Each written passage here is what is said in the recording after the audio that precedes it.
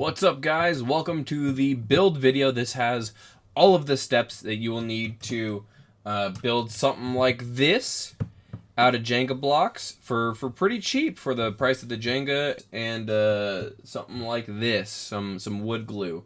Really that simple, but I went a little above and beyond, and we're making a different color, but the same layout as this for the giveaway. So if that's interesting to you, stick around. And this is going to be a little how-to of basic woodworking to get you guys a custom obstacle in any layout that you want, really. This is just the one that I ended up going with. And we're going to make something that looks a little bit like this. So stick around and, yeah, enjoy, you guys. What's going on, guys? Editing Chuck here for the voiceover. This first clip is me doing a test between two different types. I clamped one of them and left the other one unclamped, just because I know some people won't want to buy clamps for this. But the brown one that I did make was completely clamped. Everything about it was clamped. And there's pros and cons, definitely. But for something like this, you know, we want to go as cheap as possible. We're going to be checking between these two. But obviously, you have the wood glue, have the Jenga blocks. It's really simple to put the glue on. You put a bead on there, and then I spread it around with my finger, just because it's easy to get a lot of coverage.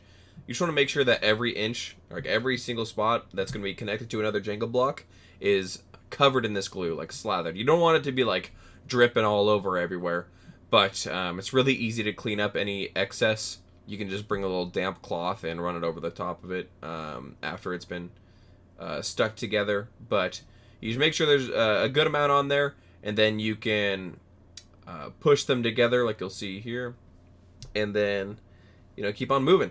So we saw the two, like the one that I clamped ended up being a tiny bit bowed, kind of similar to how the brown one went, because I just don't have the best clamps or situation set up, and I have learned from this, definitely.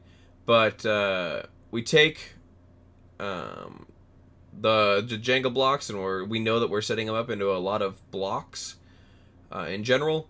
So we're doing the 3 blocks side by side. So we're gonna count out how many we needed, and then we're gonna go through an assembly line all of those together. And this is just really simple. It's just glue in between them, and we're gonna line them up as well, and then wait for them all to dry. There was a little defect in one of those that I wanted to make sure was pointed down. I'm also making sure all the Jenga letters are all facing the same way, just for OCD's sake. But yeah, pretty easy stuff. And of course, you see these texts that say 30 minutes of dry time in between. You can go more than that, completely fine.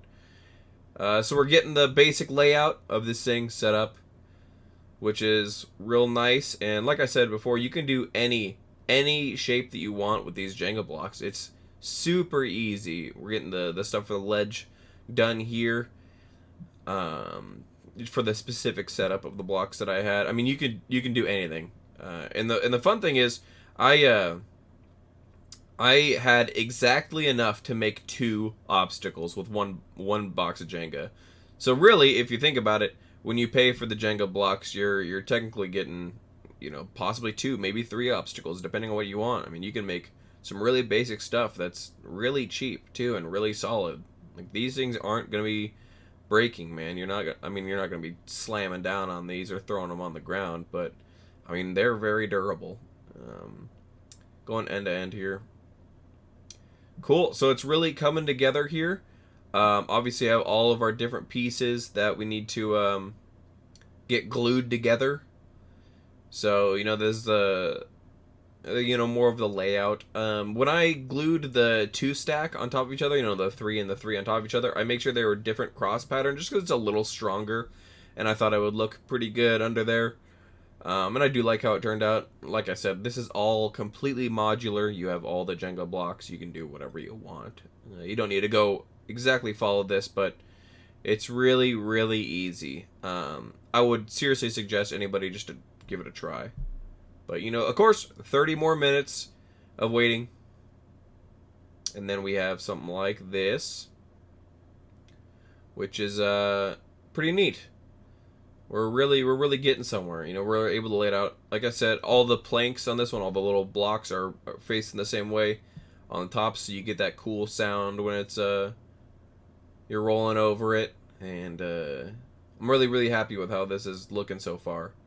I did not use any clamps for the rest of this, just because I figured a lot of people wouldn't want to. And if we're gonna call this a cheap build video, then who am I to say go buy clamps, you know? So we got a big ol' obstacle coming together. It's looking real nice. But yeah, this next part I forgot to film me gluing it, but just imagine that I glued it right here.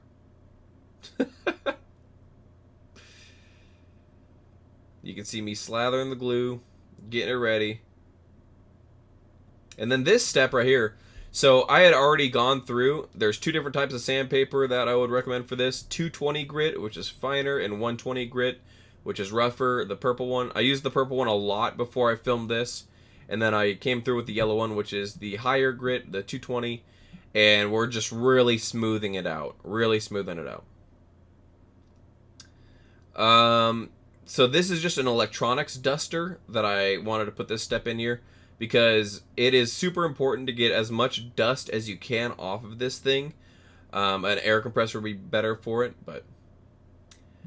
And then we have the stain. So you need to do this in a well-ventilated area, is what I would recommend. You know, don't want to be huffing these fumes. But I chose, you know, this specific stain because I thought it would look good and I already had it, as opposed to the brown one that I did. I do like the brown one. But, you know, we're going to go through this and coat it evenly.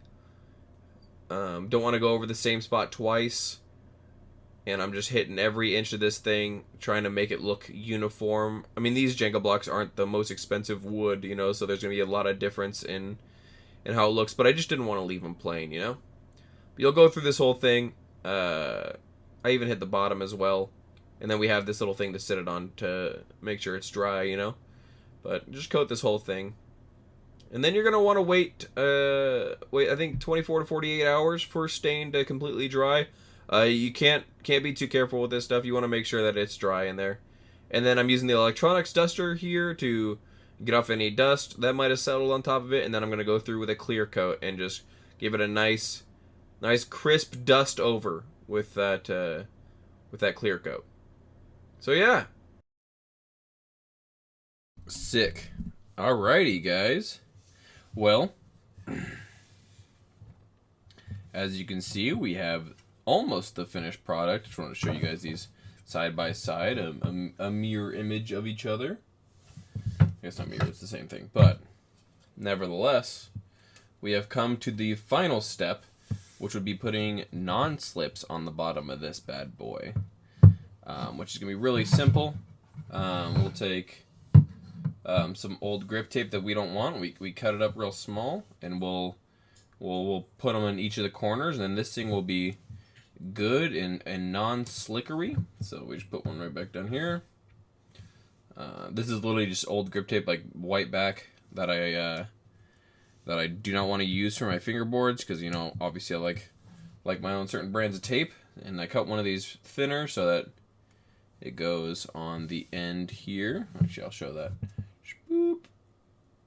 Nothing too fancy, just needs to, you know, not be sticking out from the edge, and secure this thing down. But it is already very flat during all the gluing and whatnot. Made sure of that, so this thing doesn't have any rock to it whatsoever. Perfectly flat, just like the brown one as well.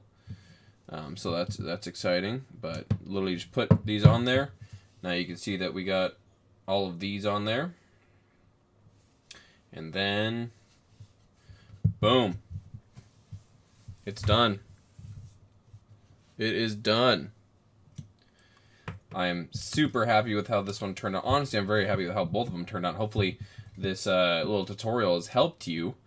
And if you were paying attention or you've been listening, you'll know that we're doing a giveaway, too, for one of these. There's going to be a stipulation for the giveaway. I want to hit 250 followers, and when we do, or I guess subscribers, sorry, 250 subscribers.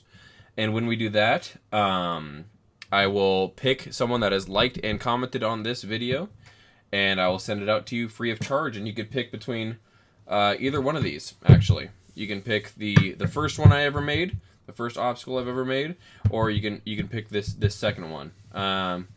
This one's a little rougher. I think I did it a little differently in the video I did for you guys, and I think I'll learn from that next time. It's a little rougher. Both of them are clear coated, but they are both. I'm pushing over here, and they're not moving. They're not tilting up at all. These things are solid.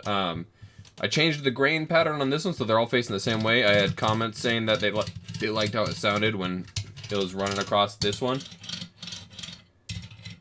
So this one is a little bit different grain pattern in terms of like how I laid out the blocks. Both of them are just super cool. Yeah, I made this one off camera, and then this one we made on camera. You saw the whole process, which I'm very, very happy with. So you'll be able to pick, whoever does win, you'll be able to pick between either one of those, and I'll send it out to you free of charge. Just to say thank you for you guys. If you guys want to see more videos like this, please let me know. I would love any ideas for specific things you want to see. This was kind of inspired by one of the comments that I got, and they asked me to build a quarter pipe out of Jenga blocks, and I don't know if you guys have ever like looked up videos of how to make like quarter pipes or half pipes for like full-size skateboards. It'll be very hard to do with Jenga blocks. It would be very difficult to do, but I can try anything. I can try anything. It wouldn't really make much sense to do a quarter pipe with Jenga blocks, but nevertheless, I really do appreciate you guys. It really means the world that I've been getting the support that I have been. This one took a while longer than I wanted it to, that's for sure. But this thing is really sick. I'm really happy with both of them. I can show off the other one as well. A lot of things can change about this. This is just like the setup that I wanted to go with. It felt very versatile in terms of having a lot of stuff that you can do on it. Obviously, like a short manual pad here, a little raised one, a nice ledge here.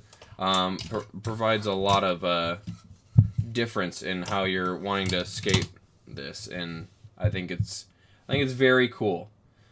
So seriously, thank you guys so much.